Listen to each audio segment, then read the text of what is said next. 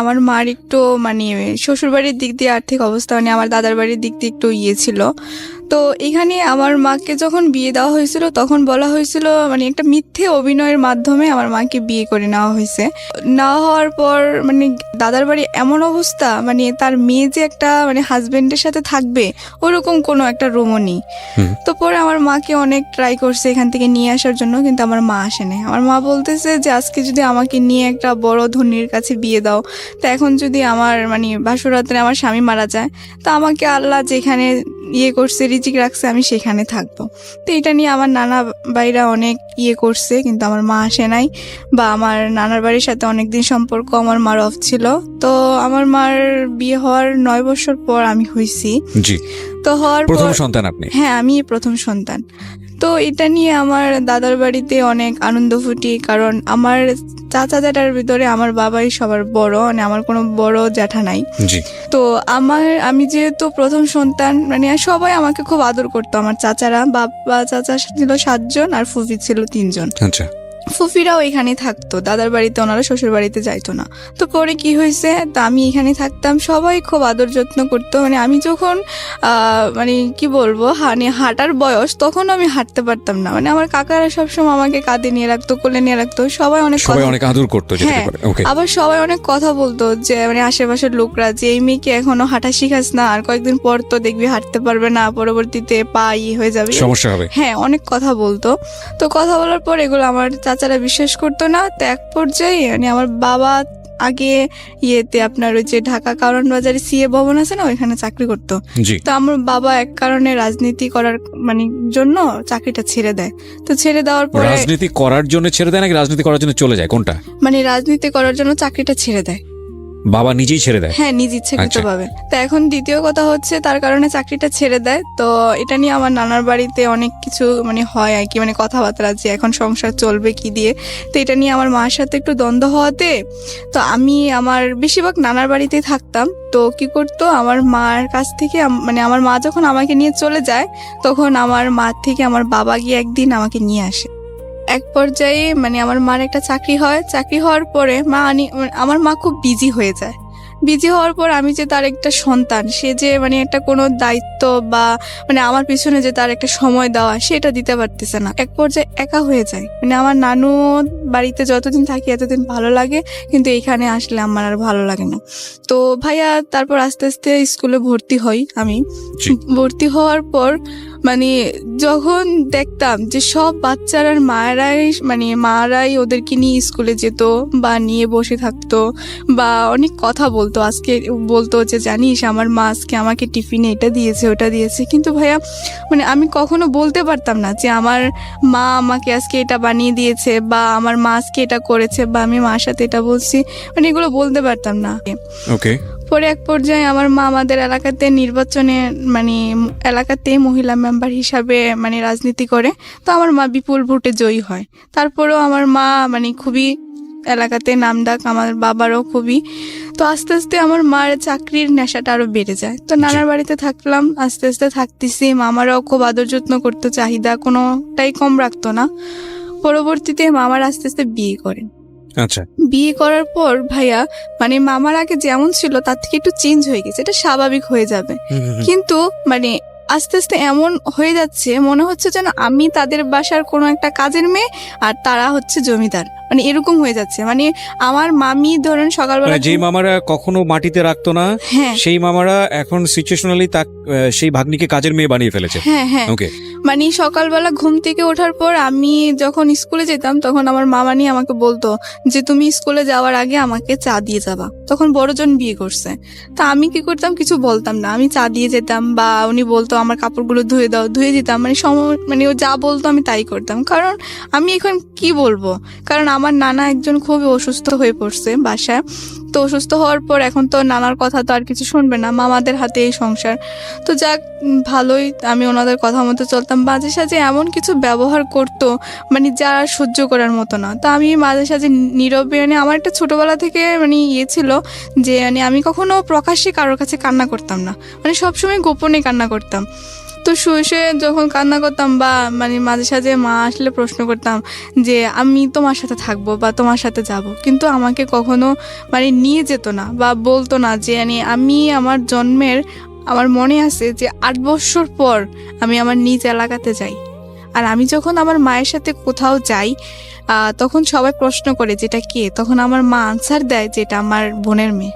What? আমার মা মানে আমার এলাকাতে জানে না যে আমার মায়ের একটা মেয়ে আছে। তো বোনের মেয়ে বলতে হবে কেন?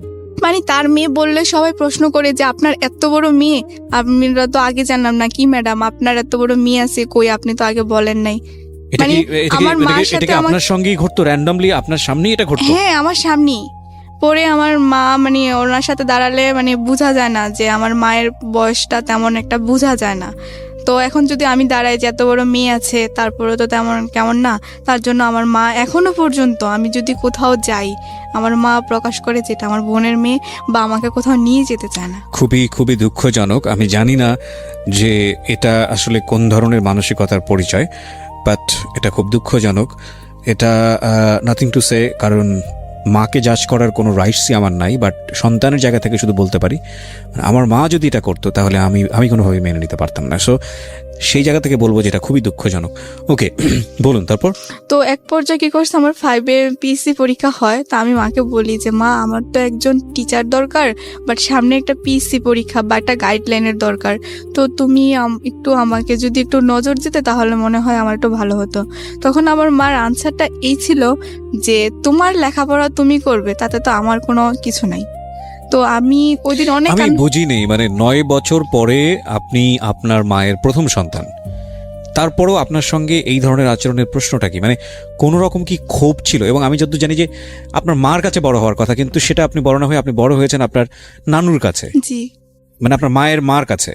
মানে আমার মার হচ্ছে কি, মানে যখনই আমার মা সংসারে ছিল তখনই আমার মা ভালো ছিল, আমি দেখতাম। কিন্তু আমার মা যখনই বাহিরের জগতে চলে গেছে, মানে চাকরির জগতে বা পলিটিশিয়ান মানে জগতে চলে গেছে, তখনই আমার মা একটা অন্যরকম। বাবা এবং মা কি একই দলের পলিটিক্স করতো? জি, একই করে। কিন্তু আমার বাবা মার ভিতরে ম্যাক্সিমামই দেখা যায় যে দুজনের মধ্যে খুব অশান্তি চলে। মানে তাদের ভিতরে স্বামী স্ত্রীর কোনো একটা যে ভালোবাসা ওটা খুবই কম থাকে। এবং একটা সন্তানের জন্য কত বড় পীড়াদায়ক, একটা সন্তানের মানসিক বিকাশের জন্য এটা কতটা কষ্টকর, এটা যে সন্তান সেই খুব ভালো করে বলতে পারবে। একটা বাবা মার ঝগড়া বা বাবা মার মনোমালিন্য ওই সন্তানের উপর কতটা ভয়াবহ ইফেক্ট ফেলে আপনি চিন্তাও করতে পারবেন না। বলুন। তো মা বলে যে হ্যাঁ তোমার পড়া তুমি করে নাও। হ্যাঁ, তো এক পর্যায়ে দেখা গেছে আমার পিএসসি পরীক্ষা আসে। তখন আমি আমার মাকে বলি যে মা, আমার তো ফাইনাল পরীক্ষা, আমাকে একটু সেন্টারে নিয়ে যাবা, বা আমার তো জাস্ট বেশি দিন না, কয়েকদিন পরীক্ষা, তুমি আবার চলে যাও। তো পরে আমার মা বলে কি তোমার পরীক্ষা দিতে যাও, মায়ের দোয়া আছে সবসময়, আমি খুব বিজি। মানে ভাইয়া, এখনো যে আমি আমার মাকে ফোন দেই, আমি যে একজন মানে কি বলতাম, ঢাকায় থাকি একটা মেয়ে, আমার মাকে সে তো আমার খোঁজ খবর রাখা দরকার। এবং আমি যত জানি যে আপনাকে অ্যাপ্রন পর আমি দেখতে পাচ্ছি, so you are going to be doctor soon. জি, আমি একজন মেডিকেল স্টুডেন্ট। সো আপনি ডাক্তার হতে যাচ্ছেন খুব শীঘ্রই। এই অবস্থায়ও মা বলে যে আমার মা আমাকে 2-3 দিন একবার ফোন, মানে আমি নিজে স্বেচ্ছায় দিলে, মানে আমি ধরেন দিলে তারপর সে কথা বলে, এবং এমনও 2-3 দিন, এমনও সপ্তাহ চলে যায় মানে তার সাথে আমি ভালোভাবে কথা বলতে পারি না। সে খুব বিজি মানুষ। মানে আমি যে আপনার ক্ষেত্রে হয় নাকি আপনার যে বাকি যে ভাই বোনগুলো আছে তাদের ক্ষেত্রেও একই রকম? মানে ধরেন আমার ক্ষেত্রেও হয় বা আমার সব ভাই বোনদের ক্ষেত্রে, মানে আমার মায়ের কাছে সন্তান মানে কিছুই না। Very unlucky. যাই হোক, হ্যাঁ বলেন তারপর। তো তারপর সমাপনী পরীক্ষা মামাদের সাথে নিয়ে যেত মামারা, বা দিতাম। তখন ভালো রেজাল্ট হয়, তখন আমি 5-এ বৃত্তি পাই, টানামপুলে বৃত্তি পাই। তো দেওয়ার পরে আমার 6-এ থেকে তো ধরেন পড়াশোনা, মানে আমাদের এলাকাতে এরকম ছিল যে মানে পড়ালেখা করলে মানে ধরেন যদি বৃত্তি পাইলে তার পড়ার খরচটা ফ্রি হয়ে যায়। জি। তো পরে জাস্ট শুধু পরীক্ষার ফিটা। তা আমি পড়াশোনা করতেছি। তা আমি যখন ক্লাস 7-এ পড়ি তখন আমার ফ্রেন্ডরা দেখতাম মানে অনেকে ফোন ইউজ করতো। তো ফোন ইউজ করার ক্ষেত্রে তখন কি করতো, তা আমি বলতাম যে কি ক্লাস 7-এ পড়োস, মোবাইল ইউজ করোস কেন, মানে এটা কি। তখন ওদেরকে দেখতাম, বা অনেকে ফেসবুকও ইউজ করতো বা নতুন। তখন আমি বলতাম যে এটা কি, মানে এটা তো কি জিনিস, এটা আমি তো বুঝতাম না। তারপরে ওরা আমার বলতো যে এটা ফেসবুক, এটার মাধ্যমে এরকম চ্যাটিং করে বা এরকমই সেই। পরে ওরা আমাকে বুঝাতো, তো আমি এগুলা তো ইয়ে করতাম না। তো পরবর্তীতে আমার ছোটবেলা থেকে একটা ইয়ে ছিল যে আমি বই পড়তে খুব ভালোবাসতাম। ওকে, তা আমি একটু সময় পাইলে, ধরেন আমাদের লাইব্রেরি ছিল, তখন ওইখানে গিয়ে আমি মানে একটু বেশিরভাগ রবীন্দ্রনাথের বই পড়তে খুব ভালোবাসতাম। ওকে, তো পরে এক পর্যায়ে দেখা গেছে আমার একদিন ফ্রেন্ড সার্কেলরা মিলে আমাকে বলতেছে যে তুই তো আমাদের সাথে মানে কোনো রোমান্টিকতা না। তাই বলতেছি কেন? পরে বলতেছে যে না, তুই কেমন যেন একটা মুডি টাইপের, আমাদের সাথে মিশোস না, এই না সেই না, অনেক কিছু বলে আমাকে অনেক রাগায়। তো আমি তেমন একটা কিছু করি না। তো আমার একটা বেস্ট ফ্রেন্ড ছিল, তো ও আমাকে বলতেছে যে আমার তো আজকে বার্থডে, তুই কি আজকে সন্ধ্যায় আমাদের বাসায় আসবি? তাই আমি বলতেছি দেখ, আমার নানা তো হজ করে আসছে, হাজি মানুষ, আমাকে তেমন একটা সন্ধ্যার পর বাইরে থাকতে দেয় না। তো বলতেছে আচ্ছা ঠিক আছে, তুই দেখ ম্যানেজ করে, আমি তো নানুকে বলবো। ও আমার নানুকে অনেক রিকোয়েস্ট করে। তো করার পর আমি তো জানতাম না যে ও মানে ওইখান থেকে আসতে আসতে একটু সন্ধ্যা হয়ে গেছিল ওই দিন, আমি জানতাম না যে তো রাত হবে। তো পরে কি করছে, ও মানে ওদের বাসায় যখন আমি যাই, ও সব ফ্রেন্ডেরাই ছিল, তো সবাই আস্তে আস্তে চলে যাচ্ছে, ও আমাকে শুধু ধরে রাখতেছে। ওকে। তো আমি বলতেছি কি রে, সবাই চলে যাচ্ছে, তুই আমাকে বলতেছিস তোর সাথে আমার মানে বান্ধবী একটু কথা আছে ইম্পর্টেন্ট। তো বলতেছি কি কথা? ফ্রেন্ডটা কি ছেলে ছিল না মেয়ে ছিল? মেয়ে ছিল। মেয়ে ফ্রেন্ড, ওকে। পরে কি করছে, ও ইচ্ছাকৃত ভাবে মানে হঠাৎ করে, মানে আমি এখন বুঝতেছি কি তখন বুঝি নাই, ও কতখানি কেক ভাইয়া মানে আমার গালে এবং আমার জামাতে মানে একটু লাগিয়ে দেয়। কি জিনিস এটা? কেক কেক কেক, ওকে, হ্যাঁ। আচ্ছা। পরে মানে আমার জামাটা একটু নষ্ট হয়ে গেছে, এখন তো এটা পরে যাওয়া সম্ভব না। পরে আমি বলতেছি যে তোর কোনো ড্রেস থাকলে তো পরে আমাকে একটু দে। তো এখানে আমি একটু কথা আবার একটু ফেলে গেছি, সেটা হচ্ছে যে আমার ফ্রেন্ডের ভাই আমাকে মানে খুব পছন্দ করতো। মানে আমি এই ফ্রেন্ডেরই বড় ভাই? হ্যাঁ হ্যাঁ, এই ফ্রেন্ডের বড় ভাই, তার কারণে আমি ওদের বাসায় তেমনটা যেতে দিতাম না। পরে আবার ও কি করছে, মানে ওর ভাইটা প্রতিদিন আমার স্কুলের সামনে দাঁড়ায় থাকতো, আমি যখন যাইতাম তখন ও আমার সামনে প্রতিদিন একটা ফুল, চিঠি, বাইটা সেটা নিয়ে এটা কি আপনার ওই ফ্রেন্ডটা জানতো?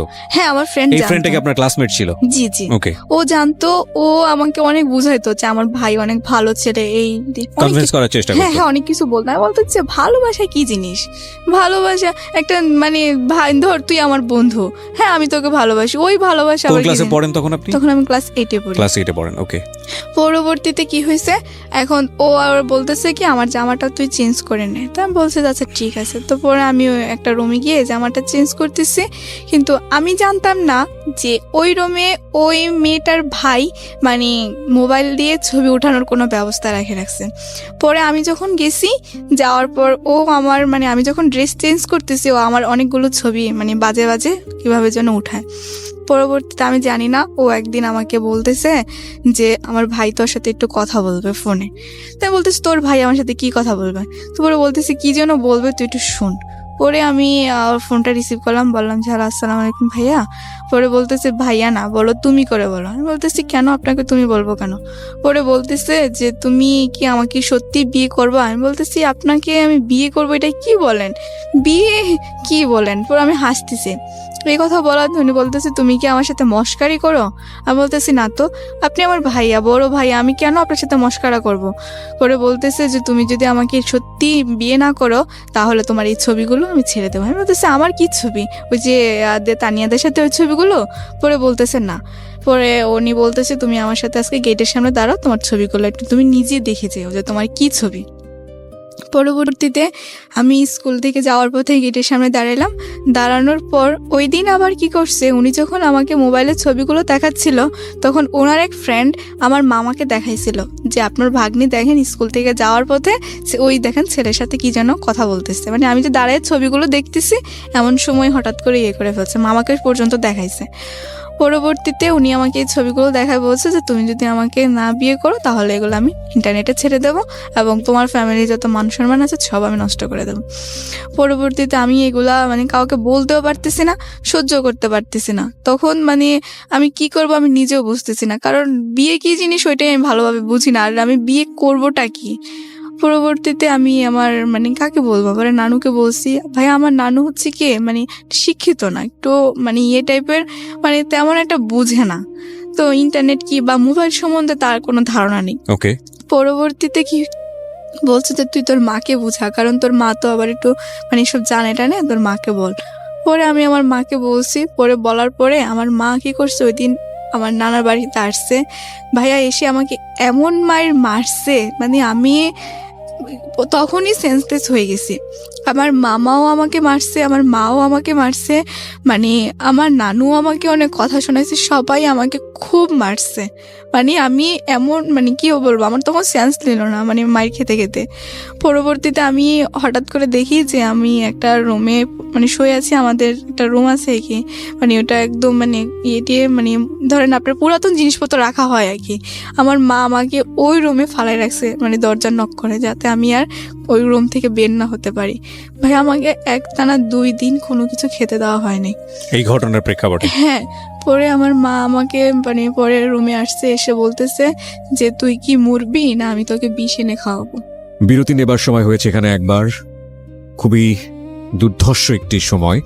আমরা ফিরে এসে জানাবো কি হয়েছে, এবং অনামিকা আজকে এখানে তার জীবনের সিক্রেটসগুলো রিভিল করছে প্রিয় শ্রোতা। ফর দ্য ফার্স্ট টাইম কোনো একজন ফিমেল গেস্ট আমাদের সিক্রেটসে, একজন মেল গেস্ট অপোজ হয়েছে। একটু আগে শুরুতে আমরা সেখানেই ছিলাম, এবং আজকের এই কনফারেন্সটি কোথায় নিয়ে যায় সেটাই দেখার বিষয়। ছোট্ট একটা বিরতি নিচ্ছি। অনামিকাকে দেখতে চাইলে চলে আসুন আমাদের ইউটিউব চ্যানেলে। আমাদের ইউটিউব চ্যানেলটি হচ্ছে www.youtube.com/dfm904।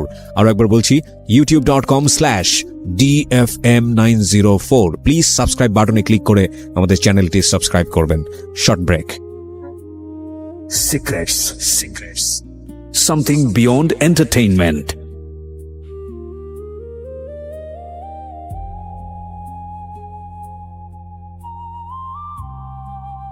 Love. Hate. Challenge. Motivation. Lies. Truth. Impossible. Virtue. Morality. Something beyond entertainment. Welcome to my stage of reality. Stay tuned. Sunday and Wednesday with me RJ Kibriya, only on Dhaka FM 90.4.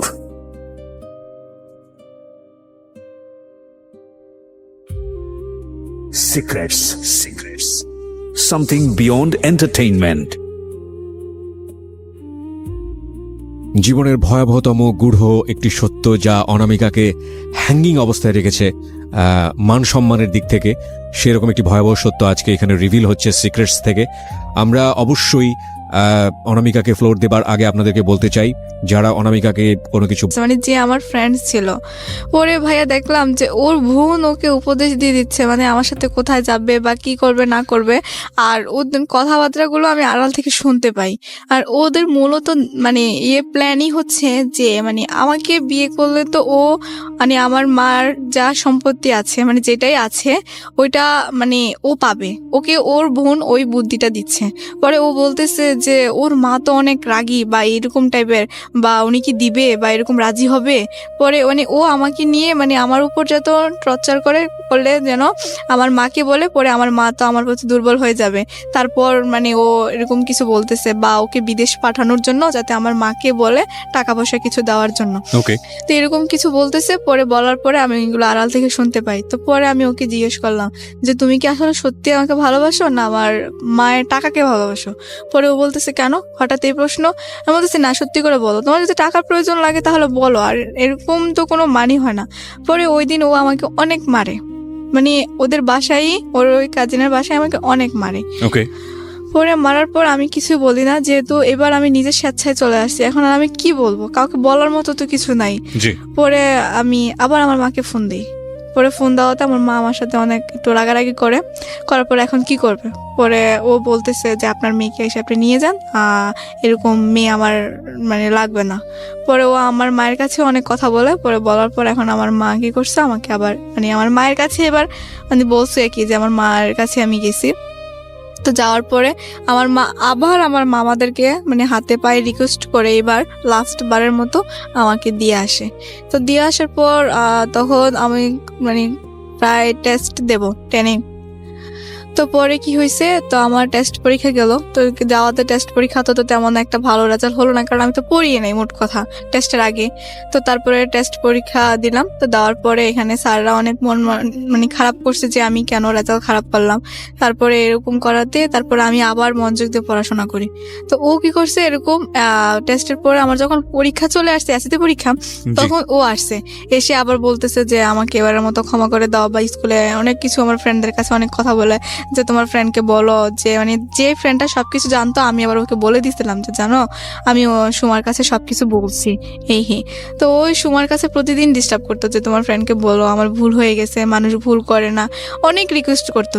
ভাইয়া মানে ওকে আমি পরবর্তীতে মানে আমার friend আমাকে বুঝাচ্ছে হয়তো ও ভুল করে ফেলছে, বা এখন আসলে ও বলতেছে যে আমি আসলে খুবই অন্ধ হয়ে গেছি না, আমি সেই অনেক কিছু বলার পর তারপর ওকে আমি আবার লাস্ট চান্স দিই, আমার বলছি যে আমার পরীক্ষাটা যাক, তারপর আমি দেখি। আমি যেটা বুঝতে পারছি যে একবার family mistake, right? Second time আপনি যখন গেলেন তখন ফ্যামিলি মোটামুটি ওর কাছ থেকে আপনার মাও ওকে সাপোর্ট করছে না, তখন আপনার মিস্টেক। থার্ড টাইমে যখন আপনি যাচ্ছেন ওর সাথে তখন এটা পুরোপুরি আপনার মিস্টেক, কজ ততদিনে আপনার ফ্যামিলি ওর কাছ থেকে মোটামুটি সরিয়ে আনার জন্য প্রিপেয়ার ছিল। ডিভোর্স দিচ্ছিলেন না কেন, লোকটা যদি এত খারাপ? ভাইয়া ডিভোর্স দেবো, ডিভোর্স দেওয়ার মতো তো আমাকে কেউ একজন আমার পাশে থাকতে হবে। আমার পাশে থাকতে হবে মানে আমি কিভাবে ডিভোর্স দেবো, আইনের বা আমি তো এরকম কিছু। আপনার মার প্ল্যানটা কি ছিল আমাকে এটা একটু পরিষ্কার করেন। আপনার মা ওকে বিয়ে দিয়ে রেখেছে, বাট আপনার ওখানে থাকতে দিচ্ছে না, আবার আপনি গেলে সেখানে কেউ জানলে বলতেছে ফুপুর বাড়িতে থাকে, মানে এটা কি? মানে এটা আমার মা চাচ্ছিল যে ও ওর থেকে যদি আমি একটু দূরে থাকি আস্তে আস্তে ও আমাকে মানে ভুলে যাবে, বা আমার তাহলে বিয়ে দেওয়ার কারণটা কি ছিল? বিয়ে দেওয়ার কারণটা ছিল ওকে একটা দেখানো মানে নাটক, মানে আমার মা যেটা পরে বললো, মানে এখন মানে সেটা আমি বুঝতেছি, আমার মা আমাকে বলছে যে বিয়ে দেওয়াটা নাকি ছিল একটা নাটক, মানে ও যদি বিয়ে না দেয় তাহলে তো অনেকে কথা বলার পরও বিয়ে ভেঙে যায় বা মেয়েকে অন্য জায়গায় বিয়ে দিয়ে দেয়। তা আমার মা নাকি ওকে বলছিল যে আমার মেয়েকে তো তোমার কাছে বিয়ে দিয়ে দিচ্ছি, তাহলে তো আমার মেয়েকে আর কোথাও বিয়ে দেবো না, তো তুমি যদি বিদেশ চলে যাও, বিদেশ থেকে আসার পর আমার মেয়েরও পড়াশোনা শেষ হবে, তখন তোমার হাতে আমার মেয়েকে উঠাই দিয়ে দেবো। So it was her plan actually, এবং যাতে করে বিয়েটা করে সে দেশের বাইরে চলে যায়। হ্যাঁ, কিন্তু সে সেটা ইমিডিয়েটলি করেনি। না।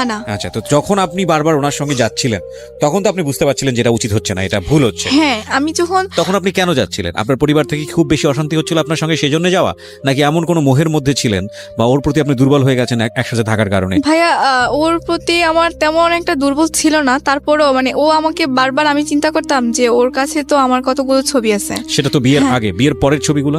বিয়ের পরের ছবিগুলোও তো আছে ওর কাছে। বিয়ের পরের ছবিগুলো কি আপনি দিতেন নাকি ও তুলতো? মানে ঘটনাটা কি ছিল? ঘটনাটা কি ছিল, যখন আমরা একসাথে থাকতাম তখন ধরেন অনেক ছবি উঠানো হতো, হ্যাঁ হয় আমারও উঠানো হতো বা ও উঠাইতো, একরকম ছবি উঠানো ছিল। তো ওইগুলো আপনারা খুব মিউচুয়ালি করতেন? হ্যাঁ, আমার তো ফোন ছিল না তখন, ওরই ফোন ছিল, তো ওর ফোনে ধরেন আমাদের দুজনের এগুলো নোট করবেন আপনারা? হ্যাঁ, তারপর ধরেন ওর ফোনে আমার মানে ছিল আর কি, মানে ধরেন আমাদের দুজনের ছবি ছিল। তো ও কি করছে, পরবর্তীতে আমাকে বলতো যে মানে আমি যদি ওর সাথে না যেতে চাইতাম তাহলে আমাকে বলতো যে আমি এই ছবিগুলো, তখন তো তোমার মানে জাস্ট অল্প পিক ছিল, এখন তো তোমার আরো একদম ফুল ছবি আছে, এখন তুমি কি করবা, এখন তো তোমার যাওয়ার কোনো পথ নেই। পরবর্তীতে ও এরকম করলে, তো তার জন্য থার্ড টাইম আমি ওকে মানে লাস্ট সুযোগ দিয়েছিলাম আমাকে, মানে দেখি ও কি করে। এবার আমি একটু থামাচ্ছি আপনাকে। প্রথম কথা হচ্ছে যে যেই ছেলেটা কয়েকটা ছবি দিয়ে ব্ল্যাকমেইল করার কারণে আপনি তার ঘর সংসার করতে বাধ্য হচ্ছেন, ইমোশনালি বাধ্য হচ্ছেন, ফিজিক্যালি মেন্টালি যত রকমের টর্চার আছে সবকিছু করার পরেও আপনি বাধ্য হচ্ছেন, এবং সেই মানুষটাই আপনি যখন ওর সঙ্গে চলে যাচ্ছেন ইমোশনালি, তখন আপনি ঘরের মধ্যে গেলে বিভিন্ন রকমের ছবি তুলছেন। এইটা একটা পয়েন্ট করার মতো বিষয় প্রিয় শ্রোতা। প্রথম কথা হচ্ছে যে হাজবেন্ড এবং ওয়াইফ একই ঘরের মধ্যে থাকা অবস্থায় কি করছে না করছে সেটা তাদের একেবারেই ব্যক্তিগত বিষয়, কিন্তু যদি প্রেক্ষাপটটা এরকম হয় যে বিয়েই করা হয়েছে ছবি তুলে ব্ল্যাকমেইল করে, এবং বিয়েটাই করা হয়েছে যে এইরকম নুট ছবি দেখিয়ে, যেগুলো কোনো না কোনোভাবে তার বাবা মায়ের ইজ্জতে বা সামাজিক সম্মানে আঘাত করতে পারে, সেক্ষেত্রে আপনার কি উচিত ছিল না যে পরবর্তীতে যে ছেলেটার সঙ্গে আপনার সংসার আদৌ হবে কি হবে না সেরকম কোনো গ্যারান্টি নাই, যে ছেলেটা আপনার উপর টর্চার করছে, তারপর আপনি ওর কাছে গিয়ে এই ছবিগুলো তুলছেন, আপনার তো সচেতন হওয়া উচিত ছিল। ভাইয়া আমি যখন এই ছবিগুলো মানে আমি যখন ওর সাথে সেকেন্ড টাইম চলে যাই, তখন ও আমাকে বলছিল কি মানে যে আমার তো তোমার সব ছবি ডিলিট করে দিছি, তোমার কোনো ছবি তো আমার কাছে নাই, দেখো আমি আগে ওই যে বললাম না যে ও ভালো হওয়ার জন্য মানে ট্রাই করছিল, আমি ওকে বলছিলাম যে ও ড্রিঙ্কস করবে না আর মানে এরকম সবকিছু। প্রথম কথা হচ্ছে ও কিন্তু একটা অ্যাকিউজ দাঁড় করানোর চেষ্টা করছে, বাট এটা ভুল। এটা বড় রকমের ভুল এবং ভুল থেকে অনেক বড় রকমের অপরাধ। হ্যাঁ, বয়সটাও আপনি চিন্তা করে দেখুন, ক্লাস 8-এ পড়ুয়া একটা বাচ্চা, শিশুর বয়স, এবং ওর বয়স আজকে এই মুহূর্তে 19, রাইট? তখন আপনি চিন্তা করে দেখেন 13-14 বছর বয়স, এবং 13-19 বছরের ছেলেমেয়েরাই তো বলা যেত কিশোর কিশোরী বলা চলে, তারাই অনেক বড় ধরনের ভুল করে। আর সেক্ষেত্রে 13-14 বছর পড়ুয়া একটা কিশোর কিশোরী, তাদের ভুল করাটা তো আরও স্বাভাবিক। এবং ইমোশনালি ব্ল্যাকমেইল করা। আমি এই কথাগুলো এই কারণে বলছি যে ইদানিং আমাদের ভার্চুয়াল জগতে এই ছবি যেই পরিমাণ আমরা আদান প্রদান করি, বিশেষ করে পার্সোনাল ছবিগুলো, এগুলো অনেক সময় জীবনে অনেক বড় ধরনের বিপদ ডেকে নিয়ে আসতে পারে। কোনো মানুষ যদি এটা নিয়ে আপনাকে ব্ল্যাকমেইল করতে চায় সামাজিক সম্মানের জায়গাটা থেকে, আমরা অহরহ এই ধরনের ঘটনা চোখে পড়ছে আমাদের, এবং এগুলো এক ধরনের ভাইরাল হয়ে গিয়েছে আমাদের এই প্রবলেমগুলো। সরকার যথোপযুক্ত আইন করেছে, নিয়ম করেছে, এবং এটা এক ধরনের বড় রকমের সাইবার ক্রাইম। এটা আইন করার পরে কিছুটা কমেছে, নইলে একেবারে সেলিব্রিটি থেকে শুরু করে, বড় বড় সেলিব্রিটি থেকে শুরু করে সাধারণ মানুষ কেউই এই ধরনের মানে ভিকটিম হওয়ার বাইরে না, ঠিক আছে? কিন্তু এটা একটা জীবনকে কতখানি বিপদগামী করে তুলতে পারে এই ভুলগুলো, এই অপরাধগুলো, সেই উদাহরণটা আজকের সিক্রেটসে। বলেন। তারপরে ভাইয়া ধরেন হুমকি দিত যে না ছবিগুলো পাবলিশ করে দেবে, হ্যাঁ ও তো তখন কেন বলতো। ভয় পাইতেন? তখন তো আপনার হাজবেন্ড, ভয় পাওয়ার কি আছে? না, ও তো বলতো যে আমি এই ছবিগুলো পাবলিশ করে দেবো, আর কি বলতো যে মানে ওই যে বিভিন্ন নাম্বার দিয়ে দে না, হ্যাঁ, তো বলতো যে ও আমার ফ্যামিলির নাম্বার দিয়ে দেবে ছবিগুলোর সাথে? হ্যাঁ, ছবিগুলোর সাথে, যে এই নাম্বারে ফোন দিলে ইমো পাবা, বা এই নাম্বারে ফোন করলে সুন্দর মেয়ে পাবা, তোমার নাম দিয়ে দেবো, তোমার নাম সহ পাবা, ওকে বলতেছে। বা ও বলতেছে যে তোমার ভালো ছবিও দিয়ে দেবো। এবং আপনারা দেখবেন যে ইউটিউবে এরকম অসংখ্য ভিডিও পাওয়া যায় যেখানে একটা মেয়ের ছবি দিয়ে এবং নাম্বার দিয়ে এই ধরনের ঘটনা কিন্তু অসংখ্য আসে, এবং এগুলো এক ধরনের সামাজিক ব্যাধি। যেই আইডি থেকে, যেই ধরনের ইয়ে থেকে এটা আপলোড করা হয়, আমার মনে হয় যে তাদের এগেনস্টে সরকারের ব্যবস্থা নেওয়া উচিত। বলেন, এগুলো পাবেন আপনারা ইউটিউবে গেলে খোঁজ করলেই পাবেন, দেখবেন যে বিভিন্ন মেয়েদের ছবি, এবং এটা ঠিক আসলেই ওনার ছবি কিনা, বা এটা টেম্পার করা হয়েছে কিনা, বা ফটোশপে কাজ করা হয়েছে কিনা, এবং ওইভাবে নাম্বার দিয়ে দেওয়া হয় যে ওনার সঙ্গে যোগাযোগ করেন, বাড়ি অমুকতলা। এটা শুধুমাত্র রিভেঞ্জ নেবার কারণে, প্রতিশোধ নেবার কারণে, জিঘাংসার কারণে যে হুমকিটা ও পেয়েছে।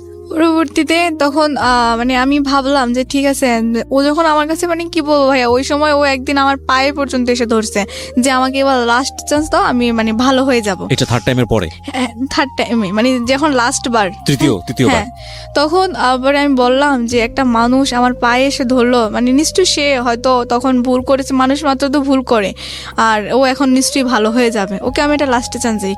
কিন্তু এইবার ভাইয়া মানে আমার মামার আমার প্রতি এত খুব হয়েছিল যে মানে আমি 2-1 দিন পর পর না বলে মার কাছে চলে যাই, বা এটা কি হয়তো মামারা বুঝতে পারে নাই, অবশ্যই বুঝতে পারছে, আর মামি তো আছেই ধরেন বাসায়, তো ওরা তো একটু বলবেই।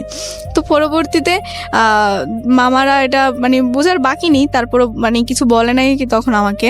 তো আমি যখন চলে যাই তখন গিয়ে দেখি মানে সে আগের মতোই, মানে 1-2 দিন ভালো থাকে, তারপর আবার সেই হয়ে যায়। তো তখন আমি ওকে বললাম যে মানে আমার এরকম মানে আমার কি অপরাধ যে আমাকে 2 দিন পর পর এইভাবে আনার পর। তখন ও আমাকে ডাইরেক্ট বলে যে তোর মাকে বল আমাকে বিদেশ পাঠাইতে, আর না হলে তুই এখান থেকে মানে আর জীবিত ফিরে যেতে পারবি না।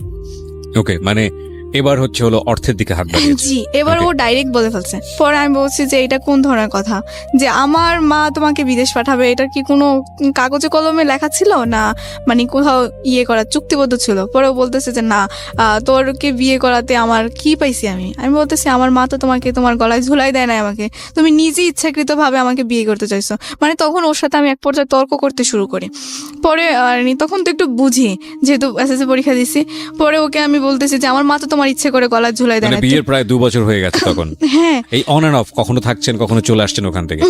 ফার্স্ট টাইম বুঝালেন আপনি ফুফুর বাসায় আছেন, সেকেন্ড টাইম আপনি কি বুঝালেন? সেকেন্ড টাইম বুঝলাম মার কাছে চলে গেছি। থার্ড টাইম তখন তো ধরেন আমি যখন বাসায় আর মামাদের বাসায় যাওয়া হয় নাই, কারণ আমার তো তখন পরীক্ষা। আপনি কোথায় চলে গেছেন? তখন একদম মানে ওর থেকে চলে আসার পর সেপারেট হয়ে আমি ঢাকায় চলে আসি, এখানে ইন্টারভিউ। ওকে, আমরা স্টেপ বাই স্টেপ যাই। হ্যাঁ, হ্যাঁ। তারপরে পরবর্তীতে কি করছে মানে ওর সাথে তখন আমার মানে কি তুমুল ঝগড়া হয়। ঝগড়া হওয়ার পর ও আমাকে অনেক মারে, মানে মারার মানে এমন মারে মানে আমি আবার ওই যে আমার মা আর মামারা যে করে মারছিল সেন্সলেস হয়ে গেছি, ওরকম হয়ে যাই। পরবর্তীতে তখন ওর ফ্রেন্ডের বাসায় ছিলাম। তো পরে ওর ফ্রেন্ড কি করছে, আমাকে হসপিটালে নিয়ে ভর্তি করা, ঢাকায়। ভর্তি করানোর পর মানে আমি ওইখানে হসপিটাল থেকে পরে আমি আমার মানে ঢাকায় যে আন্টি, ওই আন্টিকে ফোন দিই যে আন্টি এরকম এরকম, আমি তো হসপিটালে, আমাকে এসে নিয়ে যান। বলতেছিস তোর কি হয়েছে? আমি বলতেছি আমি পরে বলবো যে আমার কি হয়েছে, আমাকে এসে নিয়ে যান। পরে উনি নিয়ে গেছে, নিয়ে যাওয়ার পর আমি বলছি যে এরকম এরকম, আসলে আমি তো মানে আমার এক ফ্রেন্ডের বাসায় গেছিলাম, মানে আন্টিকেও আমি সত্যি কথাটা বলি নাই, কারণ আমার মনে একটাই মানে আমি বুঝি নাই যে আমার মা কি তখন রাগ করে বলছিল না কিসের কারণে বলছে। মানে আমার মাকে আমি যদি ওর কথা বলতে যেতাম তাহলে আমার মা অনেক বকতো। তো বাট এখন তো আমি আমার মাকে আর বলতেও পারবো না, কারণ আমার মা তো একবার নিষেধ করছে যে ওর কাছে আর যাবা না। এখন আমি গেছি, আবার ও আমার মাকে ফোন করে অনেক হুমকি দিছে যে টাকা পয়সা না দিলে আপনার মেয়েকে এই করবো সেই করবো। তারপরেও যখন আমার মার মানে একটু নরম হয় নাই, তা আমার মা তো আমার প্রতি অনেক রাগ। এখন আমি কি করব? পরে আন্টির হাতে পায়ে ধরলাম, অনেক কিছু করলাম যে আমি তো এরকম এরকম আমার ফ্রেন্ডের বাসায় মানে আম্মুর সাথে রাগ করে চলে আসছি, এখন কি করব? মানে আমি জানি যে আমার মায়ের কথাটা বলবে না আন্টিকেও। পরে বলাতে তারপরে বলছে যে ঠিক আছে, তোর তুই এসে পরীক্ষা দিস, এখন ঢাকা এখানে ভর্তি হয়ে যা, আর তোর মাকে আমি ম্যানেজ করব, কোনো সমস্যা নেই। পরবর্তীতে ঢাকায় ভর্তি হয়ে গেলাম।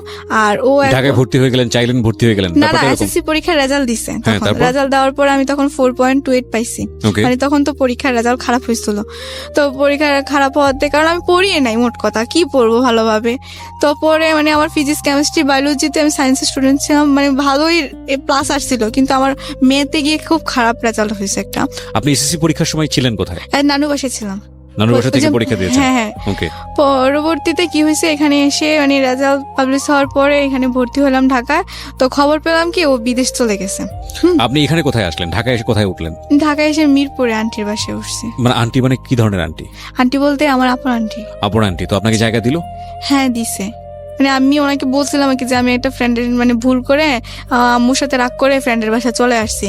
পরে খালামণি হঠাৎ করে মানে আমি খুব অসুস্থ হয়ে পড়ছি, তো আমার ফ্রেন্ড আমাকে এখানে ভর্তি করাইছে। তো ভর্তি করানোর পর তো এখন আন্টি মানে আম্মু আর ফোন করে আবার বলছে, কারণ আম্মু তো সত্যি কথাটা এখন বলতে পারবে না, কারণ মানে আপনার আম্মু সামহাও আপনার আন্টিকে কনভিন্স করেছে এই বিষয়টা জি নিয়ে? জি। ওকে। পরবর্তীতে করাতে তারপরে কি করছে, এখন আমি ঢাকায় পরে পড়াশোনা করতেছি। পরবর্তীতে শুনতে পাইলাম যে মানে ওনাকে আমার মাকে প্রচন্ড চাপ দিচ্ছে মানে টাকা পয়সা দেওয়ার জন্য। আপনি প্রথম দিকে যেটা বলছিলেন যে আপনার মার সঙ্গে আপনার বাবার সম্পর্ক খারাপ ছিল, হ্যাঁ। আপনি সিদ্ধান্ত নিয়ে আপনার মার এগেনিস্টে গিয়ে আপনি বারবার আপনার মায়ের বিয়ে দেওয়া যে হাজবেন্ড হ্যাঁ। তার কাছে গেছেন। মানে ছেলেটার নাম কি ছিল? ছেলেটার নাম মানিক ছিল। মানিকের কাছে আপনি বারবার গেছেন। তো এই গল্পের মাঝখানে আমি কোথাও পেলাম না যে আপনার সমস্যা নিয়ে আপনি নিজে আপনার বাবার কাছে গেছেন। ভাইয়া আমি তো আমার বাবার কাছে যেতে পারি না, কারণ আমার মা আমাকে সম্পূর্ণ নিষেধ করে দিয়েছে। সো আপনার মা তো আপনার ওই ছেলেটার কাছেও যেতে নিষেধ করেছে, তো আপনি সেখানে মান নিষেধ অমান্য করে বারবার গেছেন। কিন্তু ভাই তো বাবার এটাই কাছে আমার জীবনের সবচেয়ে বড় ভুল ছিল। এখন বুঝতেছি যে আমি আমার বাবার কাছে যদি হয়তো যতই বাধা বিপত্তিক্রম করে আমি যেতাম, আমার মনে হয় যে আমি কোনো না কোনো একটা সলিউশন পেতাম বা কোনো সাহায্য পেতাম, কিন্তু আমি তখন আমার মাথায় ওই বুদ্ধিটা cause actually we are emotional fool. দেখুন ওনার মা যে একটা বলা যেতে পারে একটা বড় ধরনের ভুল সিদ্ধান্ত নিল, সেটা সিচুয়েশনালি ওনাকে সেভ করার জন্য হোক বা ওনার বাচ্চাকে সেভ করার জন্য হোক বা যে কোনো কারণে হোক, এবং পরবর্তীতে ওনার মার কাছ থেকে মায়ের যে ভালোবাসা সেটা না পেলেও একটা সাপোর্ট বিভিন্নভাবে দেবার চেষ্টা করছে। এত যে কমপ্লেক্সিটি ওর লাইফে এসছে, ও কখনো নিজে থেকে ফিল করেনি আমার বাবার কাছে যাওয়া উচিত। বাবার দিক থেকেও আমার একটা প্রশ্ন থাকে। এই মেয়েটি হচ্ছে তার প্রথম সন্তান, এবং সেও কিন্তু দেখুন এই মেয়েটা কেমন আছে, কোথায় আছে, আপনার সঙ্গে যোগাযোগ করতো? আপনার বাবা না। কখনোই যোগাযোগ করতে না? বাবা আসতো, আইসা দেখে চলে যেত। কিন্তু বাবা আসতো, বাবাকে আপনি শেয়ার করতেন বিষয়গুলো? বাবার সাথে কিভাবে শেয়ার করবো? ওই যে নানুর মা যে বলে রাখছে নানুর বাসায় যেন ওর সাথে কোনো পার্সোনাল কথা বলতে না দেয়, তখন আমি যদি বাবার সাথে কোনো কথা বলতে যেতাম, হয় আমার মামি সামনে দিয়ে আসতো যেত, বা আমার নানু থাকতো, বা আমার নানা প্রেজেন্ট আপনার মা থাকতো। তো বাবার সঙ্গেই থাকতো। হ্যাঁ। তারপরে পার্সোনাল বিষয় বললে সমস্যা কোথায়? মানে আমার বাবাকে বললে, হ্যাঁ, বাবাকে বলতো না, কেন বলতো না সেটা আমি জানি না। আপনার সন্তান হিসেবে উচিত ছিল না এই জিনিসগুলো ফাইন্ড আউট করা? হ্যাঁ ভাই, এটা আমার মানে ভুল হয়ে গেছে যে আমি আমার কখনো বাবা কখনো এই রকমের ভুল অনেক বড় অপরাধ নিজের জীবনের জন্য। আমরা বিলিভ করি আজকে এই গল্পটা যারা শুনছেন সামাজিকতার জায়গা থেকে, it's not a crime that like kill somebody, or it's not a crime যে ও কোথাও বোমাবাজি করেছে, কিংবা it's not a crime like ও কোথাও মাদক পাচার করেছে, বা it's not a crime like ও কাউকে খুন করে ফেলেছে। এই ক্রাইমটা হচ্ছে ওর নিজের জীবনটা কতটা বিষাদময় হয়েছে নিজের অপরাধের কারণে, নিজের ভুলের কারণে।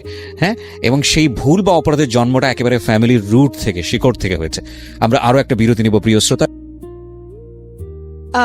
সম্পর্কে কতদিন পরে? সম্পর্ক প্রায় 1.5 বছর পরে, মানে আমার সামনে ইন্টারমিডিয়েট পরীক্ষা ছিল তখন। আচ্ছা, তো এই যে ঘটনাটা আপনার সামনে ঘটলো, এটা কি হঠাৎ করে ঘটে গেছে নাকি আপনি কোনো চেঞ্জ টের পাচ্ছিলেন? হ্যাঁ, চেঞ্জ পাচ্ছিলাম। টের পাচ্ছিলেন। সেটা হচ্ছে যে সে আমাকে ফোন করলে তেমন আগের মতো কথা বলতো না, মানে একটা অ্যাভয়েড করে চলতো। মানে ওর জায়গা থেকে কি ছিল, সম্পর্কটা ভেঙে ফেলবে এরকম কোনো ব্যাপার ছিল? হ্যাঁ, ওর সম্পর্ক ছিল যে ওরা তো চিটংয়ের ছেলে, ওদের একটা নিয়ম হচ্ছে যে মানে চিটংয়ের মেয়েকে বিয়ে করতে হবে এরকম হ্যাঁ, কোনো কিছু? মেয়েকে বিয়ে করতে হবে এবং মানে আর এখানকার মানে অন্য জেলার মেয়েরা ওরা অ্যাভয়েড করে না। ওকে। তো আর এই জন্য আর ও হচ্ছে যে ও চাচ্ছে যে ওর মা যেটা বলে ও সেটাই করবে। হ্যাঁ, তো আমি বলছি যে তোমার মায়ের সাথে তো আমি একবার এই কথাটাও বলছিলাম যে আমি কথা বলি আন্টির সাথে, যদি আন্টির আমার ভালো না লাগে তাহলে আর কোনো দরকার নেই।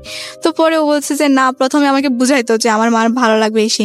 তো পরবর্তীতে ও আমাকে মানে এতভাবে হার্ট করছে, ছবিগুলো তো দিছে। আবার ও আমাকে বলছে কি যে তুমি তোমার আগের হাজবেন্ড আছে বা ওর সাথে তুমি চলে যেতে পারছো, এরকম করতে পারছো, তুমি যে আমার বিয়ের পর আরেকটা ছেলে মানে তোমার হাজবেন্ডকে রেখে তুমি আমার সাথে রিলেশন করছো, এখন যে তুমি আরেকটা ছেলের সাথে চলে যেতে পারবে না তার তো কোনো গ্যারান্টি নেই, তাহলে আমি কি করে তোমাকে বিলিভ করবো? এটা আপনাকে সে বললো? হ্যাঁ। ফাইন, তারপরে ভাইয়া ওই দিন মানে আমি কি যে বলবো, মানে আমার এত পরিমাণ কান্না লাগছিল, মানে আমার মায়ের যে কষ্টটা ওইটাও মনে হয় যে ওর থেকে আরো দ্বিগুণ কষ্ট আমার বেশি লাগছিল। আপনি যখন ইন্টারমিডিয়েটে পড়ছেন ওই সময়কার ঘটনা এটা, জি। আপনি যথেষ্ট ম্যাচিউর, আপনি একটা ছেলের সঙ্গে বিয়ের সম্পর্কে জড়ানোর কথা চিন্তা করছেন এবং আপনার এক্সিস্টিং লাইফে হাজব্যান্ড থাকার পরেও আমি বুঝতে পারছি যে তাকে আপনি মন থেকে কখনো হাজব্যান্ড মনে করেন। এটা একটা মাঝে মাঝে যে কয়েকদিন গিয়েছেন সেটা ইমোশনাল ব্যাপার ছিল, কিন্তু এটা তো অবশ্যই লিগেলি একটা সম্পর্ক ছিল। তো সেই লিগেল সম্পর্কটা আপনি তো চেষ্টা করলে কারো কাছ থেকে জেনে বা ইভেন যে যার সঙ্গে আপনি সম্পর্কে জড়াচ্ছেন তার কাছ থেকে জেনে হলেও আপনি ডিভোর্সটা দিতে পারতেন, দিয়ে আপনি এই সম্পর্কে জড়াতে পারতেন। আপনি তো সেটা করেননি, কেন করেননি? ভাই করিনি। আমি আম্মুর কাছে বলাতে মানে আম্মু বলতো যে হ্যাঁ আমি তো এরকম করে ফেলছি, ওর তো কাছে তো কোনো প্রমাণ নেই, ও তুমি ডিভোর্স দিয়ে বা কি করো? ডিভোর্স দিলে এটা কি আপনি সেকেন্ড রিলেশনশিপে যার সঙ্গে জড়াচ্ছেন সোহেল, সে কি এটা জানতো? হ্যাঁ জানতো। তো জানার পরে তার কাছ থেকে প্রতিক্রিয়া কি ছিল? তার কাছে প্রতিক্রিয়াতে ওই তো বললাম, সে বললো যে এগুলো কোনো কিছুই না, এগুলো কোনো। আপনি লিগেলি তার ওয়াইফ, তো আপনাকে নিয়ে যদি সে সংসারের কথা চিন্তা করে সেটা তো পারবেই না সে। না আম্মু তো ওই তো বললাম না চেঞ্জ করে ফেলছে, আম্মু তো বলতেছে আমাকে যে ওটা কোনো বিয়ে না, ওটা কোনো কিছু হবে না, তোমার ওইটা কাগজটা ভুয়া মানে প্রমাণ করতে চাইলে ও যদি প্রমাণ করে যে তুমি ওর ওয়াইফ তাহলে। এটা কি ও বিশ্বাস করেছিল? হ্যাঁ আমিও তো বিশ্বাস করেছি, আমি আজও পর্যন্ত সেটা বিশ্বাস করি। বোকার স্বর্গ মানে শুনেছি এতদিন, বোকার স্বর্গটা আজকে আমার মনে হচ্ছে যে দ্য স্টেজ অফ রিয়েলিটিতে এসে বসেছে বোকার স্বর্গ। ওকে বলেন তারপরে ধরেন মানে ওর সাথে আমি আমার একটা মানুষের জন্য ট্র্যাপ হয়ে ফেলতে চাচ্ছি একটা মানুষকে, কিন্তু আনফর্চুনেটলি আমি নিজে ট্র্যাপের মধ্যে ঢুকে বসে আছি। যেটা ওর মার কথা শুনে আমার কাছে মনে হচ্ছে যে সামহাও ও এই ঘটনার থেকে বাঁচানোর জন্য ওনার মেয়েকে সেভ করার জন্য বিভিন্ন রকমের ফন্দি ফিকির করতেছে, কিন্তু সেই ফন্দি ফিকিরে সে নিজেই আটকে বসে আছে। It's very interesting. এবং এই ছেলেটার যে ফায়দাটা ছিল, ওনার যে হাজব্যান্ড মানে লিগেলি যে হাজব্যান্ড, সে কিন্তু তার ফায়দাটা ঠিকই লুটেছে এবং সে কিন্তু ঠিকই দেশের বাইরে গিয়ে বসে আছে পয়সা টয়সা সবকিছু নিয়ে, ব্ল্যাকমেইল করছে যথেষ্ট রকম ভাবে, এবং সে যথেষ্ট গেইনার বলা যেতে পারে তার জায়গাটা থেকে। তারপরে ধরেন মানে আর সোহেলের সাথে আর কথা বলা অফ হয়ে গেছে, তো আমি ইন্টারমিডিয়েট পরীক্ষা দিলাম। আপনার ফ্রেন্ডটাকে আপনি কি বললেন?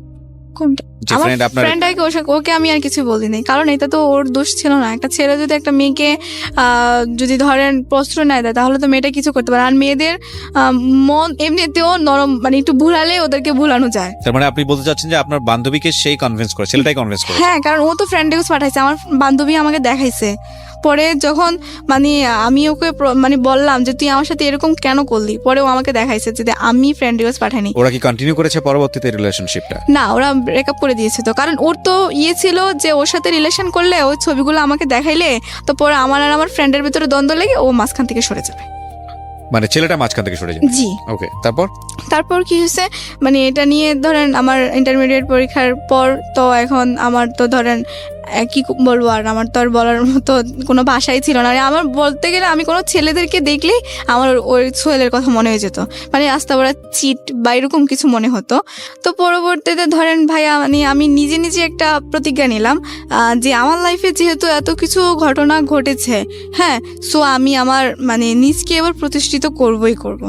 তো প্রতিষ্ঠিত করতে গেলে তখন আর আমার ইন্টারমিডিয়েটের রেজাল্টও ছিল প্লাস আসছিল, ভালোই রেজাল্ট হয়েছিল।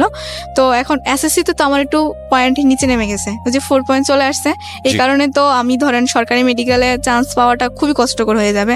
তো আমি খুবই মানে চেষ্টা করেছি, মানে আমার খুব ইচ্ছে ছিল যে আমি একজন সরকারি মেডিকেলে পড়াশোনা করব। তো মানে আমি খুবই পড়াশোনা করতেছি, মানে আমার আর আদার্স কোনো টেনশন নেই। মানে এখন আমার মূল হচ্ছে যে আমার বাবা মাকে আমি একত্রে করে দেব, আর আমি মেয়ে হয়ে আর আমি একজন ডাক্তার হয়ে এবং মানুষের সেবায় নিয়োজিত করবো, আর কখনো কোনো ছেলের লাইফে বা কারোর সাথে জড়াবো না, এরকম একটা দ্বিধা মানে মনে প্রতিজ্ঞা আসছিল আর কি। পরে আসার পর আমি চিটংয়ে গেলাম। চিটংয়ে যাওয়ার পরে ওইখানে মানে আমার ফ্রেন্ড সার্কেলদের সাথে সাগরের পানিতে আমার ফোনটা নষ্ট হয়ে যায়। সো আমি যেটা বুঝি যে আপনি এখন প্রাইভেট একটা মেডিকেলে পড়াশোনা করছেন এবং আপনার খরচটা আপনার মাই দিচ্ছে, জি। নাকি আপনি নিজের খরচ জোগাড় করেন? আমি একটা কোম্পানিতে চাকরি করি ছোটখাটো করে আপনি আপনার পড়াশোনা চালাচ্ছেন। হুম। তো ফাইনালি আমরা কি পেলাম, লাইক আপনি এই যে এত বড় ধরনের একটা প্রবলেম ফেস করলেন, বা আপনার যেই ছবিগুলো, আমি যতদূর জানি যে এই ছবিগুলো এখন শুধু আপনার হাজব্যান্ডের কাছে না, আপনি আমাকে অনুষ্ঠান শুরুর আগে বলছিলেন তার ফ্যামিলি মেম্বারদের কাছে ছবিগুলো আছে, জি। এবং এগুলো খুব রিস্কি টাইপের ছবি, এবং সেটা সম্ভবত তার ফ্যামিলি মেম্বাররা তার কাছে রেখেছে, এবং যে কোনো মুহূর্তে এগুলোতে তারা আপনাকে ব্ল্যাকমেইল করতে পারে। সো আপনি যদি আপনার জায়গা থেকে ডিভোর্সও দেন, সেটাও একটা বিপদগামী সম্পর্কের দিকে যেতে পারে, এবং আপনি যদি এটাও প্রমাণ করার চেষ্টা করেন যে না বিয়েটা একটা হয়ও নাই, তাহলেও সে রিভেঞ্জ নিতে পারে, এবং সে যেহেতু দেশের বাইরে আছে সুতরাং আইনের জায়গা থেকে তাকে বলা যেতে পারে সে হয়তো এক ধরনের সুযোগও নিতে পারে। তো কি বলার আছে আপনার এই ছবি আদান প্রদান নিয়ে, এই ভার্চুয়াল জগতে এইভাবে ছবি আদান প্রদান, ইভেন হাজব্যান্ড ওয়াইফ হওয়ার পরও এই ধরনের ছবি তোলা মোবাইলে রাখা, সে মোবাইলটা তো চিন্তাই হয়ে যেতে পারে, চুরিও হয়ে যেতে পারে, কি বলার আছে? আপনি তো নিজেই একটা আগ্নেয়গিরির মধ্যে আছেন এখন সবকিছু বলতে গেলে সামাজিকতা জায়গাটা থেকে। হ্যাঁ, আমি যদি মানে বলতে চাই আর কি যে আমার মতো ভুল যেন এই পৃথিবীতে আর কেউ না করে, মানে এই ছবি লেনদেন যেন অন্তত আর না করে, মানে সে তোমার যতই বয়ফ্রেন্ড হোক না কেন, কারণ যদি বয়ফ্রেন্ডই যদি তোমাকে সত্যিই ভালোবাসে তাহলে কখনো তোমার দেহ যাবে না বা তোমার এরকম নেগেটিভ ছবি যাবে না, আর তোমাকে মন থেকে ভালোবাসবে, আর যারা মন থেকে ভালোবাসে তারা কখনো দেহ চায় না। সো আপনি যেটা বলতে চাচ্ছেন যে এই ধরনের ছবি আদান প্রদান করা থেকে একেবারে বিরত থাকা উচিত। ইভেন আমি বলতে চাই যে if it is with husband and wife, যদি হাজব্যান্ড ওয়াইফের মধ্যেও ব্যাপার হয় তাহলেও আমি বলবো যে please do not do this, cause আপনি জানেন না যে সেলফোনে আপনি করছেন এটা, সেই সেলফোনটা কোনো এক সময় হয়তো বা হারিয়ে যেতে পারে, বা আপনি যেই ওয়েবসাইটের মাধ্যমে এটা করছেন সেটা হয়তো বা ইনসিকিউর হতে পারে। সুতরাং মান সম্মানের দিক থেকে, যে কোনো জায়গার দিক থেকে এটা খুবই খুবই ইনসিকিউর। এবং আপনি চিন্তা করে দেখুন, আপনারা হয়তো নতুন বিয়ে করেছেন বা এরকম একটা সময় হয়তো শখ হলো স্মৃতি হিসেবে রাখার জন্য, এবং এটা হয়তো আপনি ভুলেই গেছেন কোথায় রেখেছেন, ভবিষ্যতে হয়তো আপনার সন্তান বড় হয়ে তাদের চোখে পড়লো। সো কতটা দুর্ঘটনাজনিত হতে পারে। একটা ছোট গল্প বলে শেষ করতে চাই। আমরা এমন একটা যুগে বসবাস করি যেখানে কমিউনিকেশনটা খুব ইজি। আমি অনেকদিন আগে ফেসবুকে এরকম একটা ভিডিও দেখেছিলাম যে মেয়ে আলটিমেটলি কোনো একটা খুব খুব সেন্সিটিভ একটা ছবি তার বয়ফ্রেন্ডকে পাঠাতে গিয়ে সে আলটিমেটলি হোয়াটসঅ্যাপের কোনো একটা গ্রুপে ছবিটা আপলোড করেছে, এবং ভুল করে সে আলটিমেটলি ওই গ্রুপের মধ্যে তার প্যারেন্টসরা ছিল, এবং শুধু প্যারেন্টস না, ওই যে গ্রুপটা ছিল সেই গ্রুপসে প্যারেন্টসদের যারা আলটিমেটলি বস, অফিসের বস, তারাও অ্যাডেড ছিল। তো তার মানে বুঝতেই পারেন যে ঘটনাটা শেষ পর্যন্ত কোথায় গিয়ে দাঁড়াতে পারে। So please be careful on this issue. অবশ্যই এই ধরনের কাজ থেকে দূরে থাকেন, এটা আপনার জন্য সেফ এবং সবার জন্য সেফ, এবং আমরা আপনাদেরকে অবশ্যই নিরুৎসাহিত করব। আজকের মতো এখানেই শেষ করতে চাই secrets.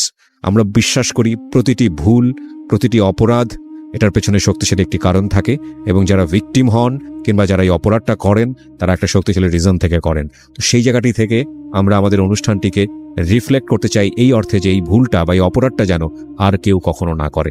So on that perspective, আপনি যদি মনে করেন আপনি মানুষের উপকার করবেন, আপনার ভুল বা অপরাধের পরিণতি এবং সেটার পেছনে কারণ কি ছিল সেটা জানিয়ে, তাহলে আমাদেরকে ফোন করুন। ফোন নাম্বারটি হচ্ছে 09611904904।